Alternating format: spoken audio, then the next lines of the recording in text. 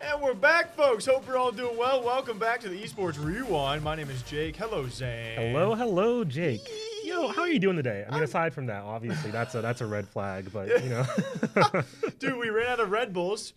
If you're listening, Red Bulls. So now I'm taking on some coffee, some rock, and some Wawa. So, well, how are you feeling though? You know, I'm chilling. I think last week we briefly mentioned that my eyes are slowly going. I actually had a moment. This is funny. I had a moment earlier this week for a good 30 minutes where I couldn't see my hand at this distance away from That's my face. not terrifying at all. That's the kind of thing that would literally I would freak me out. I don't know if I'd go to the doctor, but well, to be fair, is this happened to me before? Like, so it always gets better. Yeah, so we're falling apart over here at Esports Talk, but as we fall apart, yeah, you guys are rising up. Thanks for all the support, all the comments, likes, subs. You guys are dope. Zan, want to hit him with an intro? Yeah, as per usual, please do not forget to like, comment, subscribe, all that jazz. It does actually help the channel out quite a bit. We try not to ask too often, but we gotta, like, every now and again, like, you know, slip it in there. Aside from that, though, as always, you can find us as part of the Prediction Esports Talk Show Network with a lot of other fantastic esports shows. So. Indeed. Ready to roll? Yeah, let's hit it. Let's hit him with it. And I'm going to hit you with the first story, Zan, that I know, or at least I think I know, that you have not heard about yet, because as of this morning, this podcast is a weekly pre-record, but I think I'm going to reach out for a future one.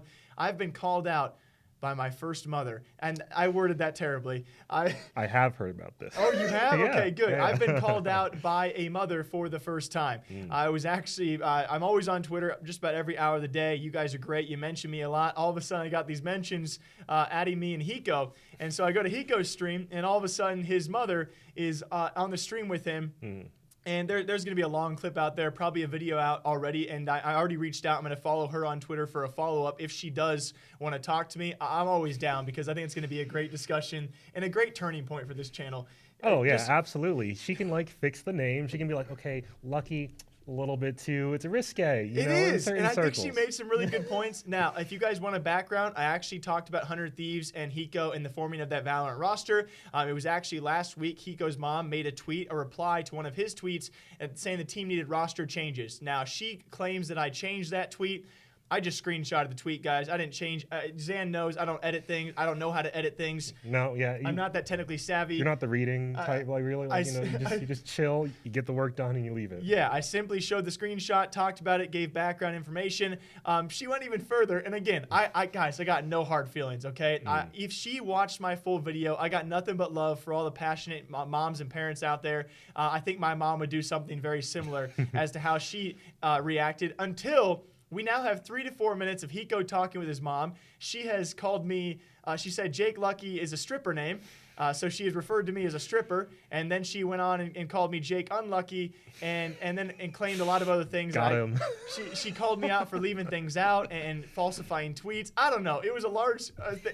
I'm going to reach out. We'll see if anything comes of it. Either way, there will be at least a follow-up video, because it's a great time to be alive. You know, all I can say is it's fantastic to see so many parents getting involved in esports nowadays. I really do love it. It wasn't like this like 2 or 3 years ago. No. And now all of a sudden everybody's popping off. And I understand. And if she watched my full video, I played it very carefully, and I compared her to I would say a very crazy example. Remember Censor's dad? Yeah. He's like my first thought when I think of parents. And he would say what he did was whack, okay? And everyone knew it was whack. What she did was not that bad. I just want to talk about it, okay? That's what we do here at Esports Talk. So we've been called out by our first mother, and we'll see what happens next. All right, Jake, you know, one of the biggest stories in the past week, likely to be continuing for the next several months, is the lawsuit that Epic Games has issued against Apple and now Google in the follow-up. And I'm not going to retread too much ground, because, of course, you already have some videos out on it. I'm sure we'll be covering it more in the days to come. I kind of wanted to talk more broadly about what this lawsuit means, not just for Epic Games, but for every other game developer and for every other app producer in general. I think that's a good point to touch on that a lot of people probably won't. So I'm interested to hear this myself. Yeah, definitely.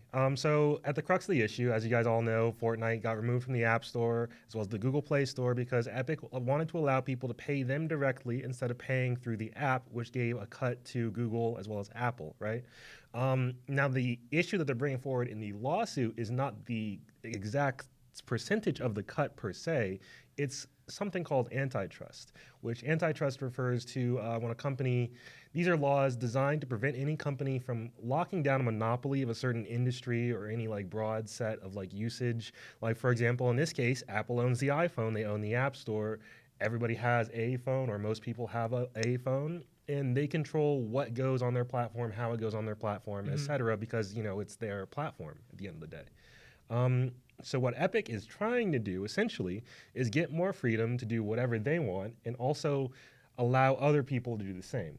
In this case specifically, I think they're taking issue with Apple and Google and their more restrictive practices on their applications, such as the fact that Epic, I believe last year, actually tried to release another version of Fortnite on Android phones that would have run at a 90 hertz frame rate, or refresh rate, sorry. Basically, that just means the game would look a lot smoother, right? Not every phone is capable of doing that, of course, so this would only be available on phones by OnePlus and LG. Epic was like, hey, that's all we're trying to do, you know, and they're going to make the app downloadable from like the LG or like OnePlus stores, because it wouldn't make sense to have two versions of Fortnite in the Google Play Store. Yeah. It would just confuse people, you know? And Google was like, yeah, but no, though. Just no, you can't do that. It has to be the one version on the store, and that's it. Nothing else. And then Epic was like, well, that's that. We gotta be on the Play Store. And that's kind of the issue that this lawsuit is trying to address, to allow companies a little bit more freedom to do whatever they want in that circumstance. Of course, the money comes into play here. Of course, Epic wants to be making those sweet, sweet microtransaction dollars. Oh, you know, yeah, baby. V-Bucks absolutely. the future freaking crypto. Yeah, but the whole reason that Epic is targeting Apple specifically is because Apple is already under investigation for antitrust. An investigation actually just opened against them in the EU, led by Spotify. I think, okay, so we just saw all this breaking out. I think it is coincidentally timed, all of this stuff coming out. Not coincidental at all. I'm 100% sure Epic saw that the investigation is starting against Apple, and they're like, okay, they're already in hot water. And by pushing this like trailer, painting them as like this fascist, like really insular, I don't even know what you would call Apple in this circumstance, conglomerate. Yeah. Yeah, I feel like it's too small to just call them a business at this stage. I think a lot of people would agree. Yeah. And they really just wanted to shift public opinion in their favor and piggyback off of this other investigation against Apple to hopefully get like a win here. Yeah. And this is definitely something that the whole time you've been talking, I want you to know, I'm nodding my head, but it's a lot of this, I'm with you guys, okay? A lot of it's certainly not necessarily my ground to play on. Yeah. I think you touch on a lot of things that many people, at least in our scene, aren't going to get the full scope of, and it does make a lot of sense. It is kind of a bit ironic, though, coming from a company like Epic Games, right? Oh, absolutely. And it can be tough to see someone going after Apple when they themselves have their own... I wouldn't say necessarily hot water, but ties to, companies like Tencent. So there are certainly a lot of problematic things Epic does, and I will never take Epic's side on like this, like not even fully. I just think like there is a argument to be made against Apple and Google in this case. Certainly. Like for example, I don't know if you know this, but Microsoft and Nvidia and Stadia all wanted to be on Apple, right? Because why not? And they can't, because Apple just straight up won't allow it. And that has been confirmed recently by Microsoft. They say, like, yeah, we wanted to, and then Apple was just like, I think it's probably tough for us to fathom all the background nitty-gritty details of how monopolistic, or maybe in Tim Sweeney's words, oppressive a company like Apple or Google can be, especially, and again, Epic maybe not playing by the rules by, trying to bypass that 30% bypass as well. Certainly both sides here are going to have their arguments to be made. One last bit on that, because I just found this out this morning. Apparently, they're technically not breaking the rules. Really? In a weird way. Okay. Right? Yeah, like obviously Apple and Google both have rules that say you can't have purchases go outside the app, right? Yeah. Actually, they have another rule that applies to that first rule that says, hey, it's totally fine if you have purchases outside the app if these purchases can be used elsewhere as well. And because V-Bucks can be used on console, on PC, on just about anywhere else where you can play Fortnite, technically Epic should be allowed to sell them outside of the app itself. And now we're definitely getting areas where it's like, okay, there's certainly it's weird. So many talking points to break down. Either way, I think you put it best. There's not a side to take here. It's just going to be transformative for a lot of other people in the market, in the space, and we will see how the Epic Games versus Google versus Apple war wages on, and we'll keep on breaking it down for you guys as it does. All right, Zan. Definitely not a very fun story to cover, but I find it most appropriate to give these kind of things some time, as well as maybe break them down as a segment on here. And it's just kind of the tragedies in esports and gaming that we do face from time to time. Unfortunately, we've actually broken down a lot of these so far this year, whether it be with streamers, personalities, and pro players alike. This past week, it was actually G2 Valorant Pro, known as David. And if you guys don't know, coming from the Counter-Strike scene, G2's lineup, a great-looking lineup. David, a great guy as well. I've conversed with him back and forth on Twitter, and just this past week, heartbreaking stuff, as it was actually mid-tournament, mid-match, where I believe he found out of his father's passing. And I'll keep this brief. I'll keep this short. We've actually seen this again recently. It was the Minnesota Rocker, I believe, head coach Brian as well. He recently had lost a father. We've talked about in the way past. A Counter-Strike pro known as Taco lost his father mid-event and continued playing. David taking from those same shoes. I don't know how, as he did continue to play, I do believe, the next day as well. And as the entire G2 family and the entire community did back him up, his tweet, of course, taking off, and rightfully so, with his words. I don't even know where to take this one, because it was really, really heartbreaking to read these kind of things, because you instantly think of your own personal matters if this were to happen to you. And I really cannot fathom that tragic of an event, to be honest. Yeah, especially happening right in the middle of an event. That's got to derail his entire thought process, like, for weeks, let alone for the time he's got to put in to be focused and active and playing at like the peak of his abilities. Yeah, and I don't know if you guys want to, please check him out. The amount of love and responses he got from countless figures out there, it was so touching. And I know that he was touched as well. It's crazy the things we have to see a lot of pros and creators go through. But these things do happen, and I got nothing but respect for the guy. He did keep on playing as well for that G2 roster, who again has his back, and they are his new family. I just wanted to say something, because I literally. I don't know. These are this kind of stories that really kind of make you sit back and really want to appreciate those closest to you. That call your family, call your friends, and it's unfortunately something we have to go through time and time again. But I do like shedding light on it, because it's amazing to see how you guys respond and react to it as well. Yeah, definitely. I think we could end by just saying thank you to the entire community for like how they responded to this and how much support and how much love was outpouring. Like, it was purely just like all positive vibes. Everybody just trying to be there for him. Truly. It's like amazing to see. It really is. Yeah, and of course, David, and of course, you and your family, the G2 family as well, in our thoughts and prayers as this does progress. Jake. I just blew one. I was wondering, is he going to save it? Is he going to cut? I was like, I'm sorry if I made you sad. No, not even that. This is like me being sad about the other thing I'm going to talk about, although it's much less serious, of course. It's just, me being disappointed. Okay, good. Yeah. We should probably just restart. Oh, yeah. Yeah, definitely. All right, Jake. So I've got a question for you. I think a lot of people can relate to. Have you ever been in like a really, really sucky relationship? One that like I don't like your tone right off the bat. Like, I can tell by the way you sound. To answer your question, no. Yes. Honestly, I forgot what your question was. You said sucky relationship, and I already connected. Oh, well, let's say a bad relationship. One where things just aren't working out, where the other person is just letting you down time and time again. They keep promising you that they're listening, that they're gonna be better, they're gonna do better, and every single time they have a chance to prove it, they just they fall short, do the same old stuff.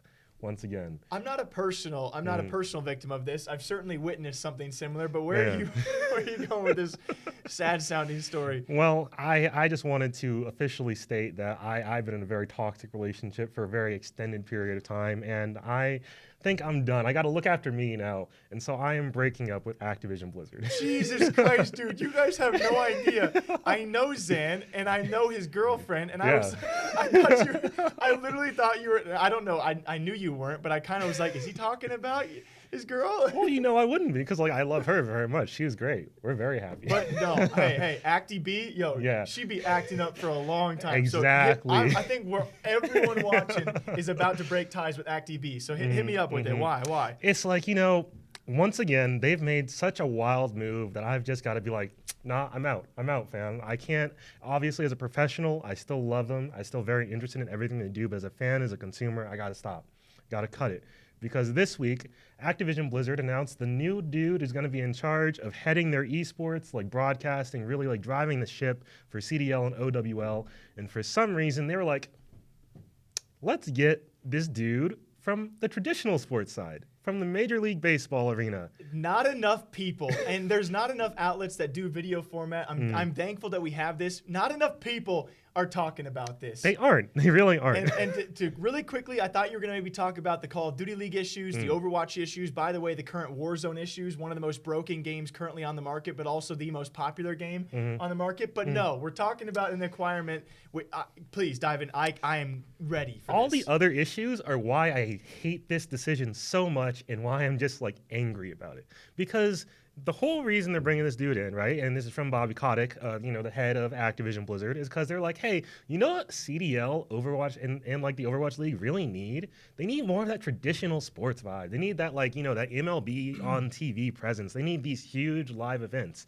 And the thing is, this has been the one thing that people have been saying they don't want. This has been the one thing that people have been pointing to as, hey, this is probably why OWL and CDL have so many problems. They try to work too much like traditional sports. I cannot stress enough how much I'm with you here. Yeah. Now, I don't know the background of the guy. I think he can probably offer a lot of experience when it comes time for television and mainstream broadcast slash sports.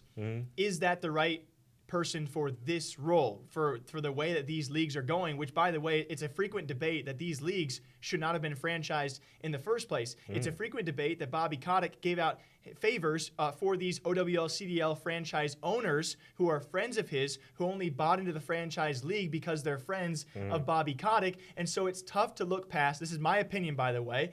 You guys, of course, feel free to think what you want, but it's tough to look past the fact that this might be another favor handed out to a friend from the MLB to say, hey, come on to ActiV, be a top-notch figure out there without having any esports and gaming experience. I want you in a role around esports and gaming. Especially without addressing any of the several problems with the Overwatch League and the Call of Duty League, and just pretending that, like, I think overall live events and the broadcast for OWL, CDL, those have been pretty solid in a lot of ways. There's good stuff there. I don't think that's the problem that needs to be fixed. And what Bobby Kotick pointed to specifically as an example of what this dude could bring to the table just had me furious. He mentioned very specifically, like, all those Korean players that, came to the U.S. to play Overwatch, and then, they left after they didn't really see much of a future in their Overwatch pro careers. I think what this guy can bring to the table is, telling more of those stories, because I think that's what people really want to see. And I was like, really? You want to tell the stories of the Korean pros who left because they didn't see a future in the league and hated playing and didn't want to play? And, like, maybe just didn't like living in the U.S.? Like, that's what you want to use to promote your thing that's not doing well? I got to at least play advocate. I have not looked fully into depth of the announcement because at face value I saw it and got so frustrated by it. Yeah. And I think a lot of people did. So again, feel free to correct us if we missed anything that's crucial. I just don't see what this adds. Yeah, neither do I. I really don't. It's another title position that probably will not change anything that we know of, at least in the near future. It might be a great thing for the future, but I think a lot of people can agree, given the background and especially prior events, it's tough to trust these moves anymore. Absolutely. Especially because time and time again, they don't work. Yeah, it's like you see even Epic Games, they snipe Activision Blizzard talent, right? They snipe the names. Maybe bad phrasing. They take the big names that have ties to esports and gaming. Meanwhile, what does Activision Blizzard do?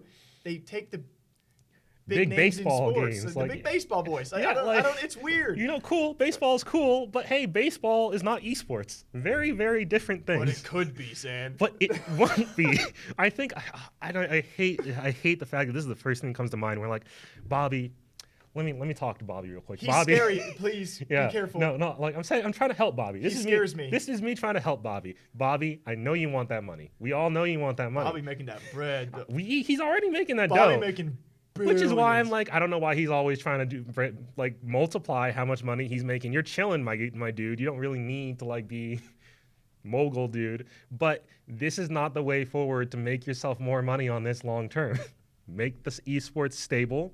Make the game solid. fix the other problems in the league. TV is not like a magic fix-all. Like, oh, just because we're on ESPN, we're obviously going to be making $15 more million.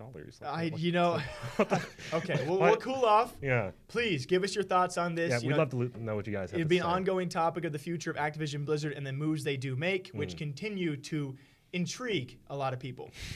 Yeah, kind of a crazy story out there. We saw some returns. Again, I got to remind you guys, this podcast is actually a week ahead, so we do not know what's happening with Ninja, but I don't think anything will be happening anytime soon. Not in the next couple days, at least. I think we're safe. We can hope, because something that did happen this past week is Doc and Shroud both returning in the same week and hitting some gigantic numbers. Now, we cannot confirm to you guys the numbers because I think a lot of people overlook the fact that both YouTube and Twitch display numbers, they can be a bit fishy. Yeah, a little finicky. So we don't know as of right now. Yes, peak viewership, the numbers we did see did show Shroud above Doc. Of course, Twitch versus YouTube, you can debate, the time of day, the game chosen, the hype behind the guys. It doesn't matter. They both smashed. I mean, absolutely obliterated. Those are big boy numbers. Whack, those are like big boy numbers. Like, bro, if I would have told you, I don't know, 5 months ago or last year, we were going to be seeing a couple guys breaking 500,000 concurrents on their returns. Yeah, just chilling. First of all, you would have said return. Yeah, right. Where'd they go? But either way, both probably breaking, of course, 500,000 viewers apiece. And the debate here, of course, for you guys to answer to as well, has this hurt Ninja's position in the market? You know what? And I think that's a very fair question. And I think the answer right now is no, because the market doesn't know yet. That's a fair point. The market itself, like the people who are making these deals, who are signing people to huge sponsorship arrangements. Pardon me. Oh, excuse you. Yeah. Little hiccup in the throat. But we've been talking about this a lot in the office lately, actually, that people are acting like Ninja has still been pulling the same numbers that he was a couple years ago, when he's still doing amazingly. Yes. He's still doing phenomenally. He's still a top tier streamer, absolutely.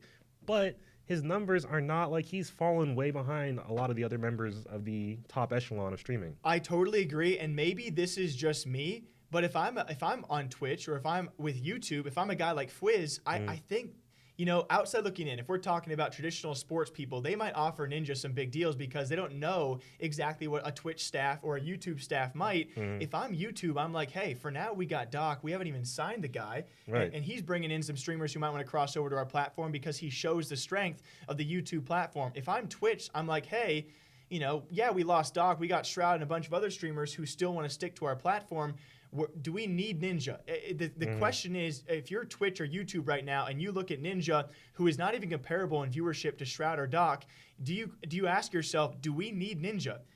Are people going to naturally come to us because YouTube, hey, they're big already? Yeah. And Twitch is like, hey, we're number one. We're doing just fine. And we see Ninja pulling a third or a fourth of the viewership numbers that Doc and Shroud are. Do we focus elsewhere? Is he really worth any big money anymore? And again, I'm just asking the question. That's all I'm doing. I don't know. I think these teams are very, very smart, and they think, okay, if I'm YouTube, I'm thinking, all right, Ninja, go back to Twitch.